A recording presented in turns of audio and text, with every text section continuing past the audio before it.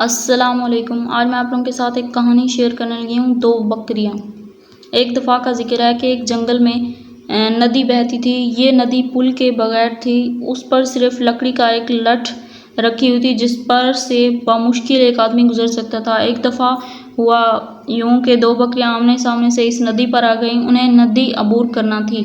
एक बकरी उस किनारे पर खड़ी थी और दूसरी इस किनारे पर, तो दोनों नदी को अबूर करने के लिए चल पड़ी। दोनों का लठ के दरमियान में मिलाप हो गया। अगर दोनों बेवकूफ़ी का मुजाहरा करती और ज़बरदस्ती लड़ भिड़ कर गुजरने की कोशिश करती तो दोनों नदी में जा गिरती। इसकी बजाय उन्होंने अक्लमंदी और सुलह पसंदी से काम लिया। एक बकरी लठ पर बैठ गई और दूसरी उसके ऊपर से गुजर गई। अब पहली बकरी उठी और आराम से किनारे पर पहुंच गई। इस तरह अक्लमंद बकरियों ने सुलह पसंदी से काम लेते हुए अपने लिए सलामती का रास्ता निकाल लिया। इखलाकी सबक: अक्लमंदी और सुलह पसंदी बेहतरीन हिकमत अमली है। तो यहाँ पे हमारा आज का लेक्चर होता है ख़त्म। उम्मीद है कि आप लोगों को वीडियो पसंद आई होगी।